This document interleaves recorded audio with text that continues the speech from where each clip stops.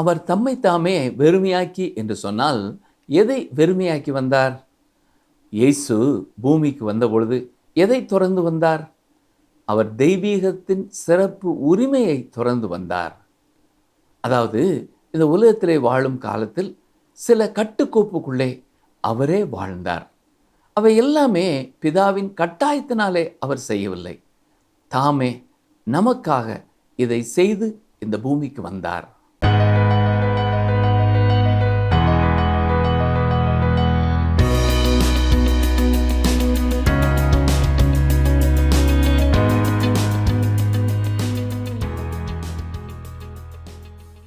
வாழ்வென்ற ஓவியம் வாழ வானவரின் உள்ளம் எங்குதோ, வாழ்வற்ற உள்ளம் உள்ளவர் மீது வாழ்வதனை ஊத துடிக்குதோ. வந்தோர் உள்ளம் பரமிறங்கி வந்தோர் உள்ளம் தம்மை வெறுமையாக்கி வாழ வழியற்றோருக்காகவும் வாழ்ந்திடும் அர்த்தமதை அறியாதவருக்காகவும் பரமனை கிட்டி சேர விரும்பிடும் உள்ளத்தவர்க்காகவும் உருகிற்றோ உன்னதரின் உள்ளம். பாவமதை அறியாமல் பாவமானார், சாபமதை அறியாமல் சாபமானார், துன்பமதை அறியாமல் துன்பமானார், துக்கமதை அறியாமல் துக்கமானார். என் பாவம் போக்க எம்பினி ஏற்க எந்தன் பரமனுடன் என்னையும் சேர்க்க அப்பா என்று அழைக்க வைத்தார், அப்பனே என்று போற்ற வைத்தார். மண்ணில் வந்து மனுஷரூபமாய் காணப்பட்டு மரண பரியந்தமும் தன்னைத்தானே தாழ்த்தினார், தன்னைத்தானே வெறுமையாக்கினார். என் பாவம் சுமக்க எம்பினி போக்க எந்தன் பரமனுடன் என்னையும் சேர்க்க ஆனார் அடிமை ரூபமாய் மலர்ந்தார் மனித மைந்தனாய். இவர்போல் நானும் வாழ இவர்போல் என் வாழ்வும் மாற ஏங்கிடுதே எந்தன் உள்ளம் ஏங்கிடுதே பாடிடுதே அவர் துதி பாடிடுதே என்று அவர் துதியை பாடிக்கொண்டு இன்றைய தியானத்திற்காக நாம் பிலிப்பியர் 2 அதிகாரம் 7 வசனம் 8 வசனத்தை தியானிக்க போகிறோம். வாருங்கள் இன்றைய தியானத்திற்கு நேராய் செல்வோம். பிரியமான வேதாராய்ச்சி நேயர்களே, இன்று நாம் பிலிப்பியர் 2 அதிகாரம் 7 8 வசனங்களை சிந்திக்கப் போகிறோம். கடந்த நிகழ்ச்சியிலே நாம் படிக்கும் பொழுது ஆண்டவராய் இயேசு கிறிஸ்து இறங்கிய 7 படிகள் உண்டு என்பதை சிந்தித்தோம். அதில் முதலாவது அவர் இறங்கிய 2 படிகளை குறித்தும் நாம் பார்த்தோம். ஞாபகம் இருக்கிறதா? ஒரு முறை கூட அந்த பகுதியை நாம் ஞாபகப்படுத்திக் கொள்வோம். முதலாவதாக அவர் பரலோகத்தின் மகிமையை துறந்தார். துறந்து கீழே கீழே பூமியிலே நாம் இருக்கும் நிலைமைக்கு வந்தார். பரலோகத்தின் மகிமையிலிருந்து இந்த பூமிக்கு வருவது என்பதை முழுமையாக நாம் புரிந்து கொள்ள முடியாது. இது மனிதனுடைய அறிவுக்கு எட்டாதது. பிலிப்பியர் 2 அதிகாரம் 6 வசனத்தை பாருங்கள். அவர் தேவனுடைய ரூபமாயிருந்தும் தேவனுக்கு சமமாயிருப்பதை கொள்ளையாடின பொருளாக எண்ணாமல். இயேசு கிறிஸ்து பிதாவின் வலது பார்சத்தில் இருக்கும் பொழுது தன்னுடைய நிலைமையை இறுக பற்றி பிடித்து கொண்டு இருக்கவில்லை. அதை தானே விட்டு கொடுத்து, அவர் தேவனுடைய ரூபமாய் இருந்தாலும் தேவனுக்கு சமமாயிருப்பதை அவர் விட்டு கொடுத்து இந்த பூமியிலே எனக்காக உங்களுக்காக மனிதனாய் வந்து தோன்றினார். இரண்டாவதாக அவர் எடுத்து வைத்த படியை பாருங்கள். பிலிப்பியர் 2 அதிகாரம் 7 வசனம். தம்மை தாமே வெறுமையாக்கி அடிமையின் ரூபமெடுத்து மனுஷர் சாயலானார். அவர் தம்மை தாமே வெறுமையாக்கி என்று சொன்னால் எதை வெறுமையாக்கி வந்தார்? இயேசு பூமிக்கு வந்தபொழுது எதை துறந்து வந்தார்? அவர் தெய்வீகத்தின் சிறப்பு உரிமையை துறந்து வந்தார் என்று சொல்லலாம். அதாவது இந்த உலகத்திலே வாழும் காலத்திலே சில கட்டுக்கோப்புக்குள்ளே அவரே வாழ்ந்தார். ஆனால் அவை எல்லாமே சுய கட்டுக்கோப்புகள். இயேசு கிறிஸ்து இறங்கிய 3வது படி, அவர் அடிமையின் ரூபம் எடுத்தார். இயேசு இந்த உலகத்திலே ஒரு வேலைக்காரனை போல வந்தார். தச்சு தொழிலை செய்தார். இயேசு நாசரேத்திலே வாழ்ந்த நாட்களிலே நீங்களும் அங்கே வாழ்ந்திருப்பீர்கள் என்றால், உங்கள் வீட்டில் ஒரு கதவோ ஜன்னலோ சரி செய்யப்பட வேண்டுமென்றால் அவருடைய பட்டறையிலே போய் நீங்கள் அவரைத்தான் உங்கள் வீட்டிற்கு அழைத்து வந்திருப்பீர்கள். அவர் அடிமையின் ரூபம் எடுத்தார். அவர் ரோம சக்கரவர்த்தியாக ரோம அரண்மனையிலே பிறந்திருக்கலாம். ஏனென்றால் அவர் ஒரு ராஜா. ஆனால் அவர் பிறக்கும் பொழுது அவ்வாறு பிறக்கவில்லை. எருசலேமிற்குள்ளே அவர் பவனியாக செல்லும் வரை அவரை அவர் வெளிப்படுத்தவே இல்லை. சாதாரணமாக வேலை செய்யும் சாதாரணமான மனிதராகவே வந்தார். அவர் தாழ்மை உள்ள ஒரு மனிதனாய் வந்தார். அவர் தன்னைத்தான் தாழ்த்தியது மட்டுமல்ல, இந்த உலகத்திலே அநேகர் அல்லது அதிகமானோர் இருக்கும் ஒரு நிலைமைக்கே அவர் வந்தார். ஏசாயா இயேசுவை குறித்து சொல்லும் பொழுது, ஏசாயா 11ஆம் அதிகாரம் 10ஆம் வசனத்திலே ஈசாயின் வேர் என்றுதான் குறிப்பிட்டிருக்கிறார். ஏன் தாவீதின் வேர் என்று சொல்லவில்லை? இயேசு கிறிஸ்து பிறந்த பொழுது மரியாள் தாவீதின் வரிசையிலே தான் இருந்தாள். ஆனால் யோசேப்பு தாவீதின் வழியிலே வந்திருந்தாலும் மற்றும் ஒரு வழியிலே அவர் தாவீதின் வம்சத்திலே வந்திருந்தார். அப்படி என்றால் இயேசு கிறிஸ்து தாவீதின் வழியிலே வரவில்லையா என்று கூட நீங்கள் கேட்கலாம். தாவீது அபிஷேகம் பண்ணப்பட்ட ராஜா. ஆனால் அவருடைய தகப்பனான ஈசாய் பெத்லேமிலே சாதாரண விவசாயி. அந்த விவசாயியின் வரிசையானது மீண்டுமாக அதே பணியிலே இருக்கிறது என்பதை நாம் இங்கே பார்க்கிறோம். இயேசு கிறிஸ்து ஒரு விவசாயியின் குடும்பத்திலே, அனுதினமும் வேலை செய்து பிழைக்கும் ஒரு குடும்பத்திலே பாலனாய் பிறந்தார்.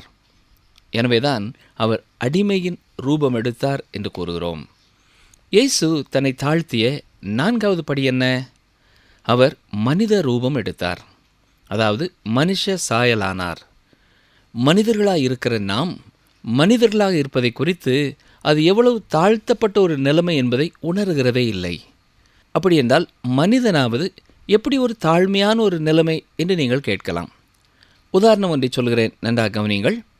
இந்த உதாரணத்தின் மூலமாக இயேசு கிறிஸ்து மனு உரு எடுத்த பொழுது எவ்வளவு தாழ்மையான ஒரு நிலைமைக்கு வந்தார் என்பதை நாம் புரிந்து கொள்ள முடியும். உங்கள் வீட்டிலே கருப்பு கட்டியோ சீனியோ நீங்கள் வைத்திருக்கும் பாத்திரத்திற்கு எறும்புகள் வரும் என்றால் அதை குறித்து நீங்கள் மகிழ்ச்சி அடைவீர்களா? இல்லை. எவ்வளவு சீக்கிரமாக அதை அப்புறப்படுத்த முடியுமோ அவ்வளவு சீக்கிரமாக அவைகளை அப்புறப்படுத்துவீர்கள். சிலர் அதற்கான மருந்தை தெளித்து வீட்டின் எந்த பகுதியிலேயும் எறும்புகள் வராதபடி தடை செய்கிறோம். இப்படி செய்யும் பொழுது எல்லா எறும்புகளும் ஒன்று சேர்ந்து உங்களுக்கு விரோதமாக ஒரு ஊர்வலம் வருகிறது, கொடி பிடிக்கிறது, கூட்டம் நடத்துகிறது என்று வைத்துக்கொள்ளுங்கள். நீங்கள் எறும்பை பகைக்கிறீர்கள், எறும்புகளை கொல்லுகிறீர்கள் என்று அது உங்களை கண்டிக்கிறது. ஆனால் உண்மையில் நீங்கள் எறும்பை பகைக்கவில்லை. உங்கள் கருப்பு கட்டி பாத்திரத்திற்குள்ளும் சீனி பாத்திரத்திற்குள்ளும் அது வராமல் இருக்கத்தான் நீங்கள் எல்லாம் செய்கிறீர்கள் என்பதை எப்படி சொல்லுவீர்கள்? நீங்கள் ஒரு எறும்பாக மாறினால் மட்டுமே அதை சொல்ல முடியும். ஆனால் நீங்கள் அப்படி எறும்பாக மாற விரும்புகிறீர்களா? நிச்சயமாக நான் விரும்புகிறதில்லை. ஆனால் ஆண்டவராய் இயேசு கிறிஸ்து நம்மை நேசித்தபடியினாலே அவர் தமது மகிமையை துறந்தது மட்டுமல்ல, அவர் தம்மை தாமே வெறுமையாக்கி அடிமையின் ரூபம் எடுத்து என்னையும் உங்களையும் போல சாதாரண மனிதனானார். பிலிப்பியர் 2ஆம் அதிகாரம் 8ஆம் வசனம், அவர் மனுஷ ரூபமாய் காணப்பட்டு மரண பரியந்தம், அதாவது சிலுவையின் மரண பரியந்தமும் கீழ்ப்படிந்தவராகி தம்மைத்தாமே தாழ்த்தினார். ஆண்டவராய் இயேசு கிறிஸ்து இறங்கிய 5வது படி என்ன தெரியுமா? அவரே தன்னை தாழ்த்தினார். எனவேதான் தம்மைத்தாமே தாழ்த்தினார் என்று வாசிக்கிறோம். நம்மை தாழ்மைப்படுத்தும் ஏதாவது ஒரு காரியத்தை யாராவது செய்திருக்கலாம் அல்லது கூறியிருக்கலாம். ஆனால் இயேசு தன்னைத்தானே தாழ்த்தினார். இது செய்வதற்கு மிக கடினமான ஒரு செயல். ஜான் வெஸ்லியின் வாழ்க்கையிலே நடைபெற்ற ஒரு மிக முக்கியமான சம்பவம் உண்டு. அவருடைய ஊழிய காலத்திலே ஒரு ஓடையை கடப்பதற்கான சிறிய பாதையிலே அவர் கடந்து சென்ற பொழுது எதிராக வேதத்தை பூரணமாக நம்பாத மற்றும் ஒரு ஊழியர் வந்தார். வந்தது மட்டுமல்ல, முட்டாள்களுக்கு நான் வழிவிடுகிறதில்லை என்றும் அவர் கூறிக்கொண்டே வந்தார். சற்று யோசித்த ஜான் வெஸ்லி, ஆனால் நான் எப்பொழுதும் வழிவிடுவேன் என்று சொல்லி பின்னாலே வந்து அந்த மனிதனுக்கு வழி கொடுத்தாராம். அருமையானவர்களே, நாமே தாழ்மையான ஒரு இடத்தை எடுத்துக்கொள்வது என்பது கடினமான ஒரு செயல்தான். ஆனால் இயேசு தம்மை தாமே தாழ்த்தினார். நம்மிலே பலருடைய வாழ்க்கையிலே தாழ்மைப்படுத்தப்பட்ட அனுபவங்கள் நமக்கு இருக்கலாம். சிறப்பான ஒரு உடை அணிந்து முக்கியமான ஒரு நிகழ்ச்சிக்கு அவசரமாக நாம் மேடைக்கு செல்லும் பொழுது அங்கே இருந்த தண்ணீரிலே வழுக்கி கீழே விழுந்திருக்கலாம். எல்லாரும் சிரித்திருப்பார்கள். ஆனால் அது நம்மை நாமே தாழ்த்துவது அல்ல, அது தாழ்மைப்படுத்தப்படுவது. ஆனால் இயேசுவோ தம்மை தாமே தாழ்த்தினார். பிரியமானவர்களே, ஒவ்வொரு விசுவாசியின் வாழ்க்கையிலேயும் இருக்க வேண்டிய மிக முக்கியமான ஒரு குணநலன் இது. நீதிமொழிகள் 3ஆம் அதிகாரம் 34ஆம் வசனத்திலே, இகழ்வோரை அவர் இகழுகிறார், தாழ்மை உள்ளவர்களுக்கோ அவர் கிருபை அளிக்கிறார் என்று வாசிக்கிறோம். அது மட்டுமல்ல, நீதிமொழிகள் 15ஆம் அதிகாரம் 33ஆம் வசனத்திலே மேன்மைக்கு முன்னானது தாழ்மை என்றும் வலியுறுத்தியிருக்கிறார். நம்முடைய வாழ்க்கையிலே ஆண்டவர் நம்மை மேன்மைப்படுத்த விரும்புவோம் என்றால் நம்மை நாமே தாழ்த்த நாம் ஆயத்தமாயிருக்க வேண்டும். இதே சத்தியத்தை மீண்டும் நீதிமொழிகள் 18:12 அவர் கூறியிருக்கிறார். மட்டுமல்ல, யாக்கோபு எழுதின பொதுவான நிருபத்திலேயும் கிறிஸ்தவ குணநலன்களை அவர் விவரிக்கும் பொழுது யாக்கோபு 4ஆம் அதிகாரம் 6ஆம் வசனத்திலே, பெருமை உள்ளவர்களுக்கு தேவன் எதிர்த்து நிற்கிறார், தாழ்மை உள்ளவர்களுக்கோ கிருபை அளிக்கிறார் என்று குறிப்பிட்டிருக்கிறார். ஆண்டவராய் இயேசு கிறிஸ்துவும் தனது ஊழிய காலத்திலே தாழ்மை குறித்து பேசும் பொழுது, யாராவது நம்மை விருந்து வீட்டிற்கு அழைப்பார்கள் என்றால் நாம் போய் முதன்மையான ஆசனங்களிலே அமராமல் தாழ்மையான ஒரு இடத்திலே அமருவதே சிறந்தது என்று கூறியிருக்கிறார்.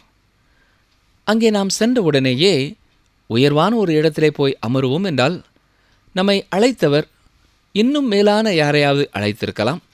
அப்படி அவர்கள் வரும்பொழுது, சகோதரனே, நீ அந்த தாழ்ந்த இடத்திற்கு செல் என்று அவர்கள் கூறுவது மற்றவர்கள் முன் சிறப்பாக இருக்காது, இல்லையா?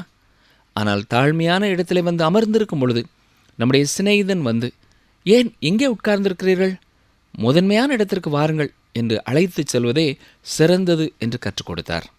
ஆம் பிரியமானவர்களே, இதை எப்பொழுதும் நாம் மனதிலே வைத்தவர்களாக ஆலய ஆராதனைக்கு செல்லும் பொழுதும் சரி, மற்ற கூட்டங்களிலே கலந்து கொள்ளும்படியாக செல்லும் பொழுதும் சரி, தாழ்மையை அணிந்தவர்களாக கடந்து செல்ல ஒரு தீர்மானம் எடுப்போமா?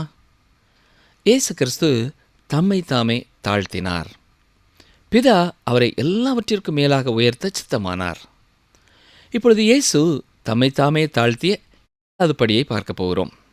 அவர் மரண பரியந்தம் கீழ்ப்படிந்தவராகி என்று சொல்லப்பட்டிருக்கிறது.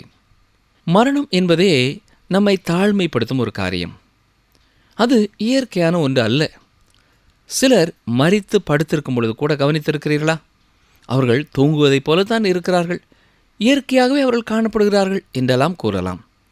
ஆனால் மரணம் இயற்கையானதல்ல. மனிதன் மரிக்கும்படியாக தேவன் மனிதனை படைக்கவில்லை. மனிதனுடைய பாவத்தினாலேயே மனிதன் மரிக்கிறான். ஒரு மனிதனுடைய பாவத்தினாலே மரணம் வந்தது. ஆதாம் என்னும் அந்த மனிதன் தொடங்கி மரணம் மனுக்குலத்தை தொடர்கிறது. மரணம் இயற்கையானதல்ல. மீண்டும் கூறுகிறேன், மனிதன் மரிக்கும்படியாக தேவன் அவனை உண்டாக்கவில்லை. இப்பொழுது இயேசு கிறிஸ்து பூமிக்கு வந்தபொழுது நம்மை விட சற்று வித்தியாசமானவராக இருந்தார். நீங்களும் நானும் இந்த உலகத்திலே வாழும்படியாக வந்தோம். நம்மிலே எவருமே மரிக்க விரும்புகிறதில்லை. நாம் வாழவே விரும்புகிறோம். என்னுடைய ஊழிய காலத்திலேயும் மிகுந்த கனி கொடுக்கும் ஒரு காலத்திலே இருக்கிறேன். எனவே கர்த்தர் விரும்பும் காலம் மட்டும் தொடர்ந்து இந்த பணியை செய்ய விரும்புகிறேன். ஆனால் ஆண்டவராய் இயேசு கிறிஸ்து இந்த உலகத்திலே பிறந்ததே மரிப்பதற்காக. அவர் மரிக்க வேண்டும் என்பது அவசியமில்லை. ஆனால் சிலுவையின் மரண பரியந்தம் கீழ்ப்படிந்தவராகி தம்மை தாழ்த்தினார் என்று வாசிக்கிறோம். நான் மரணமடைய வேண்டும், ஆனால் நான் மரணமடைய விரும்பவில்லை. அவர் மரிக்க வேண்டியதில்லை, ஆனால் அவர் மரிக்க விரும்பினார். ஏன்? அவர் மேல் நம்முடைய விசுவாசத்தை வைக்கும் பொழுது நானும் நீங்களும் ரட்சிக்கப்படும்படியாக அவர் மரித்தார். யோவான் 10ஆம் அதிகாரம் 15ஆம் வசனத்திலேயும் 17, 18ஆம் வசனங்களிலேயும் இயேசு கூறியிருப்பதை சற்றே கவனியுங்கள். வாசிக்கிறேன். யோவான் 10ஆம் அதிகாரம் 15, 17, 18ஆம் வசனங்கள். நான் என்னுடையவைகளை அறிந்தும் என்னுடையவைகளால் அறியப்பட்டும் இருக்கிறேன். ஆடுகளுக்காக என் ஜீவனையும் கொடுக்கிறேன். நான் என் ஜீவனை மறுபடியும் அடைந்து கொள்ளும்படிக்கு அதை கொடுக்கிறபடியினால் பிதா என்னில் அன்பாயிருக்கிறார். ஒருவனும் அதை என்னிடத்திலிருந்து எடுத்து கொள்ள மாட்டான். நானே அதை கொடுக்கிறேன். அதை கொடுக்கவும் எனக்கு அதிகாரம் உண்டு. அதை மறுபடியும் எடுத்துக்கொள்ளவும் எனக்கு அதிகாரம் உண்டு. இந்த கட்டளையை என் பிதாவினிடத்தில் பெற்றுக்கொண்டேன் என்றார். இயேசு கிறிஸ்து தன்னை தாழ்த்திய வரிசையிலே கடைசியான 7வது படி என்ன? அதாவது சிலுவையின் மரண பரியந்தமும் கீழ்ப்படிந்தவராகி. மரண பரியந்தம் அவர் கீழ்ப்படிந்தது மட்டுமல்ல, சிலுவையின் மரணத்திற்கும் தன்னை ஒப்பு கொடுத்தார். சிலுவையின் மரணம் இன்று நமக்கு அதிக கொடூரமானதாக தெரியவில்லை. ஆனால் அப்படிப்பட்ட காட்சிகளை உண்மையில் நாம் கண்டதில்லை. நம்முடைய தேசத்திலே அது பழக்கத்திலே இல்லை. அதே நேரம் இயேசு கிறிஸ்து தூக்கிலிடப்பட்டார் என்றோ, மின்சார நாற்காலியிலே எனக்கு பதிலாக மரித்தார் என்றோ கூறப்படும் என்றால், அது நம்முடைய இருதயத்திலே ஒருவேளை ஆழமான செய்தியை கொடுக்கிறதா இருக்கலாம். அப்படிப்பட்ட ஒரு இகழ்ச்சியான மரணத்தை அவர் ஏற்றுக்கொண்டார். உயர்வான மகிமையை விட்டு மிக தாழ்ந்த ஒரு இடத்தை எடுத்துக்கொண்டு நம்முடைய பாவங்களுக்காக அவர் சிலுவை மட்டும் கீழ்ப்படிந்து சிலுவை மரணத்திற்கும் தன்னை ஒப்பு கொடுத்தார். நிகழ்ச்சியை கேட்டுக்கொண்டிருக்கிற எனக்கு அருமையான சகோதரனே, அருமையான சகோதரியே, இயேசு கிறிஸ்து ஏன் இந்த 7 படிகளிலே அவர் இறங்கி வந்தார்? அவர் எனக்காக வந்தார், அவர் உங்களுக்காக வந்தார். அவர் இறங்கி வந்ததின் காரணம் என்றென்றும் அவர் இருக்கும் உயர்வான இடத்திலே நானும் நீங்களும் இருக்கும்படியாக அவர் இறங்கி வந்தார். அவர் இருக்கும் இடத்திலே அவரோடு என்றென்றும் நான் இருக்க வேண்டுமென்றால் நான் செய்ய வேண்டியது என்ன? என்னுடைய உள்ளத்தின் ஆழத்திலே நான் தேவனை விட்டு எவ்வளவு தூரமாயிருக்கிறேன் என்பதை உண்மையில் உணர்ந்தவனாக என்னுடைய பாவங்களை அவருடைய சமூகத்திலே அறிக்கை செய்து நான் எவ்வளவு குறைவுள்ளவன் என்பதை ஒத்துக்கொண்டு அவருடைய கிருபைக்காக கெஞ்சுவதோடு கூட எனக்கு பதிலாக அவர் சிலுவையிலே மரித்ததை நான் பூரணமாய் விசுவாசிக்கும் பொழுது அவர் எனக்கு ரட்சிப்பை தருகிறார். என் பாவத்தை அவர் மன்னிக்கிறது மட்டுமல்ல, அவருடைய நீதியை எனக்கு தருகிறார். என்னை அவருடைய பிள்ளை என்று அழைக்கிறார். அப்படிப்பட்ட உயர்வான ஒரு நிலைமைக்கு நம்மை தூக்கி செல்லவே அவர் இந்த 7 படிகளும் இறங்கி வந்தார். உங்களுடைய வாழ்க்கையிலே நீங்கள் அவருடைய பிள்ளை என்ற நிச்சயம் உங்களுக்கு இருக்கிறதா? அப்படி இல்லை என்றால் அவருடைய பாதத்திலே நீங்கள் தனித்து சென்று அவர் உங்களுக்காக இந்த உலகத்திலே இறங்கி வந்து பாடுபட்டு மரித்து அடக்கம் பண்ணப்பட்டு உயிரோடு எழுந்ததை விசுவாசிக்கிறேன் என்று கூறுங்கள். அவரே உங்கள் வாழ்க்கையிலே வந்து தூய ஆவியானவரின் வல்லமையை தந்து அவருக்காக என்றென்று வாழ உங்களுக்கு கிருபை செய்வார். ஜெபிப்போமா. எங்களை நேசிக்கிறீங்கள் அன்பின் ஆண்டவரே, இந்த பூமியிலே எங்கள் ஒவ்வொருவருக்காகவும் நீர் இந்த 7 படிகளும் இறங்கி வந்ததற்காக உமக்கு நன்றி செலுத்துகிறோம் ராஜா. உம்மை துதிக்கிறோம், உம்மை ஸ்தோத்தரிக்கிறோம். இதை நாங்கள் எங்கள் அறிவளவிலே கற்றுக்கொண்டவர்களாக மட்டுமல்ல, எங்கள் தனிப்பட்ட வாழ்க்கையின் அனுபவத்திலே அதன் விளைவுகளை பெற்றுக்கொண்டவர்களாய் வாழ நேரே அனுக்கிரகம் பண்ண வேண்டும் என்று சொல்லி நாங்கள் ஜெபிக்கிறோம். ஏற்கனவே உம்முடைய அன்பை உணர்ந்து கொள்ளாத அறிந்து கொள்ளாத யாராவது எனக்காக இயேசு இத்தனை காரியத்தை செய்தாரா என்பதை இப்பொழுது முதல் முறையாக புரிந்து கொண்டு தங்களை தாழ்த்தி தங்கள் வாழ்க்கையிலே உம்மை விசுவாசித்து உமக்கு இடம் கொடுப்பார்கள் என்றால், கர்த்தாவே, இந்த நேரத்திலேயே அவர்களையும் உம்முடைய பிள்ளைகளாய் ஏற்றுக்கொண்டு அவர்கள் என்றென்றும் வாழ அவர்களுக்கு கிருபை செய்ய வேண்டும் என்று சொல்லி நாங்கள் ஜெபிக்கிறோம். அனுதினமும் தொடர்ந்து அவர்களை வழி நடத்தும். நித்திய மகிழ்ச்சியின் அனுபவத்தை நித்தமும் இந்த உலகத்திலேயும் அனுபவிக்க கிருபை செய்யும். முடிவுவரை என காத்துக்கொள்ளும். இயேசு கிறிஸ்துவின் நாமத்தினாலே மனத்தாழ்மையோடு வேண்டிக் கொள்கிறோம் பிதாவே, ஆமேன். இன்று தியானத்தை இந்த வேத பகுதியில் நாம் தேவனுக்கு உரிய அந்த உரிமை அதனை இழந்தார் என்று நாம் பார்க்கிறோம். அதாவது அவருக்கான உரிமை மூலம் அவரால் எதுவேனாலும் செய்ய முடியும். ஆனால் அவர் செய்யவில்லை. அந்த உரிமை அதனை துறந்து நம் பாவங்களை ஏற்க பாவமானார், நம் சாபம் அதை ஏற்க சாபமானார். இந்த பூமிக்குரிய கட்டுப்பாட்டுகளுடன் வாழ தன்னை விட்டு கொடுத்தார். அடிமையின் ரூபம் என்பது அவ்வளவு சுலபம் அல்ல. ஆனாலும் தன்னை ஒரு அடிமையாக மாற்றினார். தனது உரிமை அதனை துறந்து இதிலிருந்து நாம் என்ன கற்றுக்கொள்ள வேண்டும் என்றால், அநேக இடங்கள் நாமும் கிறிஸ்துவை போல நமது சுயத்தை விட்டு அவருடைய சித்தத்தை செய்ய நம்மை ஒப்பு கொடுக்க வேண்டும் என்கிற விஷயத்தை நமக்கு கற்றுக் கொடுக்கிறார். கடவுள் என்பவர்க்கு மனிதனின் ரூபம் மிகவும் ஒரு தாழ்மையான ரூபம். எப்படி என்பதை ஒரு எறும்பின் உதாரணத்தின் மூலமாக இன்றைய நிகழ்ச்சியில் நமக்கு அற்புதமாக எடுத்துரைக்கப்பட்டது. அந்த பகுதியை கேட்காதவர்கள் கண்டிப்பாக அந்த பகுதியை கேட்க வேண்டும் என்று நாங்கள் உங்களை கேட்டுக்கொள்கிறோம். ஏனென்றால் இன்றைய காலகட்டத்தில் யெகோவா சாட்சிக்காரர்களும் மற்றும் சிலரும் இயேசுவிற்கு தெய்வீக தன்மை இல்லை என்று கூறுவர். ஆனால் இந்த வசனத்தை சரியாக புரிந்து கொண்ட எவரும் அதை போன்ற தவறான போதனைகளை ஏற்க மாட்டார்கள். நீங்கள் அவர்களில் ஒருவராக இருக்க வேண்டும் என்று ஆசைப்பட்டால் கட்டாயமாக இந்த காணொளியை முழுமையுமாக கேட்கும்படியாக கேட்டுக்கொள்கிறோம். ஏனென்றால் ஒரு மனிதன் எறும்பிடம் அதன் தவற்றை உணர்த்துவதற்கு எறும்பாக மாற மறுப்பான். அதே போலதான் ஒரு கடவுளாக இருந்து கொண்டு மனிதனுடைய தவற்றை உணர்த்துவதற்கு கடவுள் மனிதனாக மாறுவது என்பது ஒரு கடினமான காரியம். ஆனாலும் தம்மை தாமே வெறுத்து மரண பரியந்தமும், அதாவது சிலுவையின் மரண பரியந்தமும் தன்னை பிதாவின் சித்தத்திற்கு கீழ்ப்படுத்தினவராக இயேசு காணப்பட்டார். எவ்வளவு அற்புதமான சத்தியம்! இதே போல நாமும் நம்மை தாழ்த்தி கிறிஸ்துவின் சித்தத்திற்கு ஒப்பு கொடுப்போமாக. தேவன் தாமே ஆசிர்வதிப்பாராக. கர்த்தராகிய நான் நீதியின்படி உம்மை அழைத்து உம்முடைய கையை பிடித்து உம்மை தற்காத்து உம்மை ஜனத்திற்கு உடன்படிக்கையாகவும் ஜாதிகளுக்கு ஒளியாகவும் வைக்கிறேன். ஏசாயா 42:7.